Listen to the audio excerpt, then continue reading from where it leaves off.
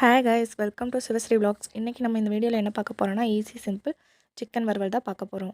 அதுக்கு கடையில் 2 table spoon oil சேர்த்துக்கோங்க. கடுகு பொரிஞ்சது கருவேப்பிலை போட்டுக்கோங்க.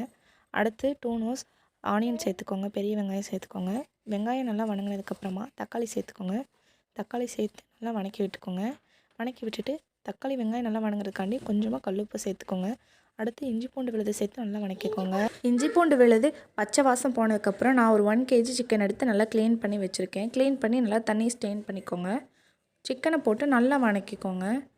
நல்லா வணக்கி விட்டதுக்கப்புறமா லிட்டு போட்டு க்ளோஸ் பண்ணிடுங்க. ஒரு 10 மினிட்ஸ் கழித்து திறந்து பாருங்கள். தண்ணி எதுவும் நம்ம சேர்க்க தேவையில்லை. அதில் இருக்க தண்ணியே சிக்கனில் இருக்க தண்ணியே வந்துட்டோம். ஸ்பைஸ்க்காண்டி 1 டீஸ்பூன் நான் வந்து வரமிளகாத்தூள் சேர்த்துருக்கேன்.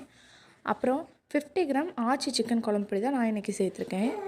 நம்ம குயிக்காக செய்யணுன்னா இன்ஸ்டன்ட் சிக்கன் மசாலாவே ஆட் பண்ணிக்கலாங்க. ஆச்சி சிக்கன் மசாலா நல்லா இருக்குங்க. நாங்கள் வந்து அதிகமாக ஆச்சி சிக்கன் மசாலா யூஸ் பண்ணி தான் சிக்கன் கிரேவி செய்வோம்.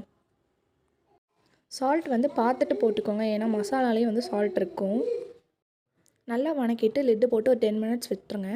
அப்புறமா ஓப்பன் பண்ணி பாருங்கள். நல்லா சிக்கன் கிரேவி வந்து எண்ணெய் பிரிஞ்சு வந்திருக்கும். அவ்வளோதாங்க, நம்ம சிக்கன் கிரேவி ரெடி.